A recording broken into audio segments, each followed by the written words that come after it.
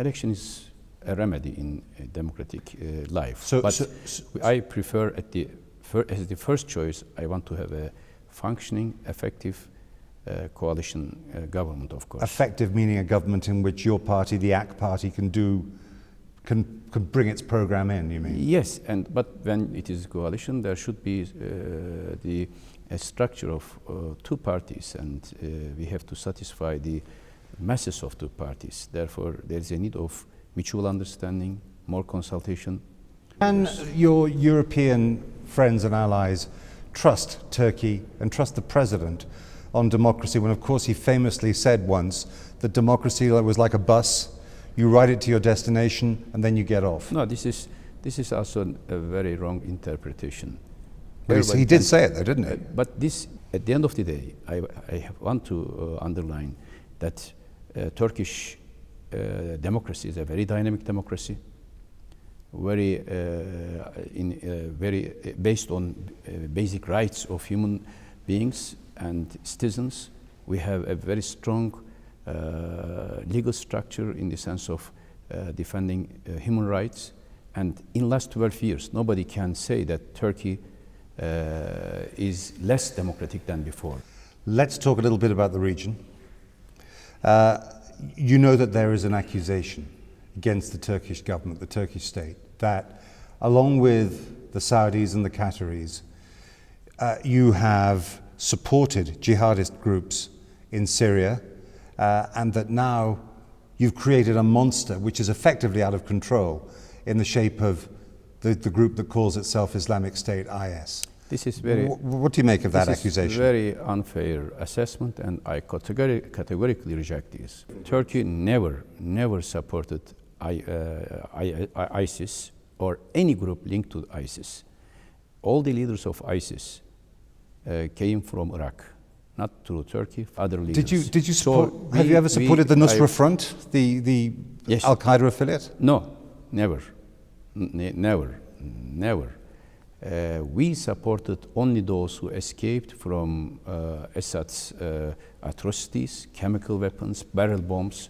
This is an unfair assessment and accusation against Turkey, which is there is no ground at all. If there is anybody who has a proof for this, should put this on the table in other country. You've had a very heavy burden of refugees, no question about that. But of course there are many who are now coming into the European Union, and quite a lot coming from Syria through Turkey and into Greece. And that's a huge problem for the Greek government. Yeah, this is a great burden on us. We spent around $6 billion to these refugees in the last 4 years. And nobody is helping us. Only with a small amount, UN branches are helping.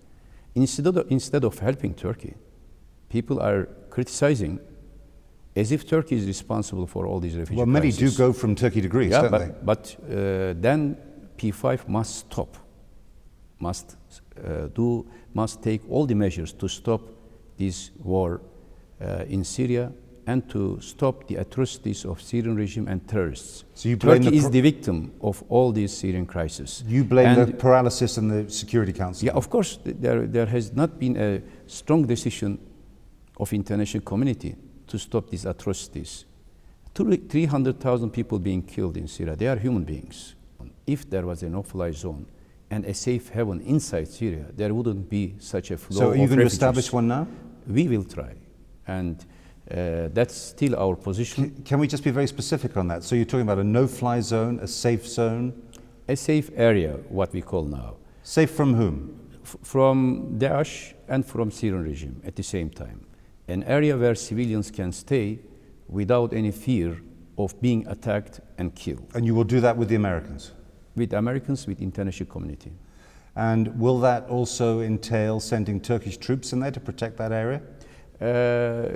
I think at this moment, nobody wants to send ground troops. They may not want to, but will it be necessary? If there is enough power of moderate forces in Syria, there will not be any necessity for other countries, including Turkey, to send any ground troops. Yeah, but important thing is, your previous question, important is to support moderate Syrian elements inside Syria. But at the moment, they're in a weak themselves. position, those moderate elements. Yes. Therefore, we have to strengthen them. This is equip and train program, which we started So in the United States. You are not ruling out sending in ground troops then?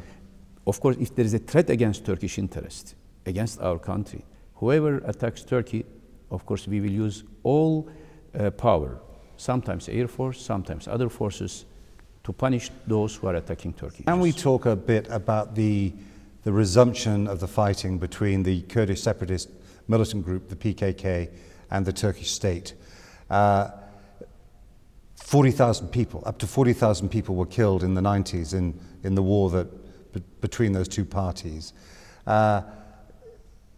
Is it the case that your real worry is actually not what's going on in Syria, but your real worry is the Kurds? No. First of all, let me change the terminology. It was not a war, it was a terrorist attack. You cannot call, if Al-Qaeda attacks Britain, you cannot say a war between Britain and Al-Qaeda. This is a terrorist attack. And a terrorist group, PKK, a Marxist-Leninist terrorist group from Cold War time, became active, and Turkey had to fight against this threat. Again, this is not a war against Kurds, neither in Syria nor in Iraq. We have to separate these. Bearing in mind the long history of Kurdish separatism and the opposition of the state here in Turkey to that, how worried are you about the fact that a very large amount of the border now between Syria, on the Syrian side, between Syria and Turkey, is controlled by Syrian Kurds who are very closely allied with the PKK? We don't have any worry about Syrian Kurds or Iraqi Kurds. We do not have any problem with anyone if they do not attack against Turkey, if they do not commit terrorist crimes against Turkey or against civilians inside Turkey or outside. This is basically our criteria. Prime Minister, thanks very much. Thank you.